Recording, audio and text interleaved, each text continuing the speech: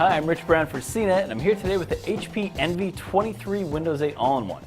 This is a mainstream touchscreen all-in-one from HP, and it starts at about $1,100, but HP has actually submitted a very high-end review unit. It comes in at about $2,000 for this particular configuration.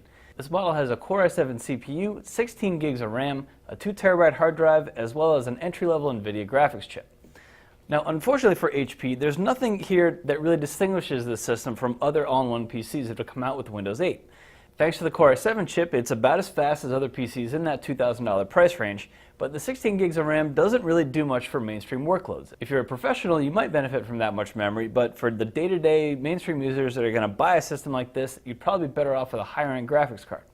Now, on other systems in that price range, though, we've seen 27-inch screens, very high-resolution displays, features like Thunderbolt, Wi-Fi, NFC, even gesture control. Now, not all those are useful, but at least there's something, and you can't add those to the system via HP's configurator.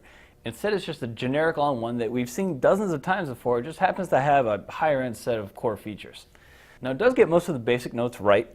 This is a 19:10 resolution touchscreen, and it's responsive enough. It works pretty well, as you can see. You can start up air hockey here.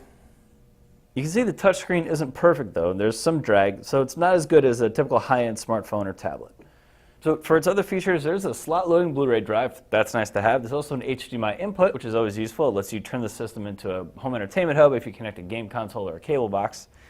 And on the back and the sides, you can see a basic set of ports. There's USB 3, SD card, some various audio inputs. There's also a TV tuner, which is nice to have, but we'd probably rather see some higher-end ports, particularly in this price range. For example, with 16 gigs of RAM, you're certainly targeting higher-end, performance-oriented users, and in that case, a Thunderbolt port would probably make some sense. So in its lower-end configurations, this is a fine, if unremarkable, mainstream all-in-one. At this high-end price, though, HP doesn't really deliver enough to set the system apart from the other competitors in this price range. So I'm Rich Brown. This is the HP Envy 23.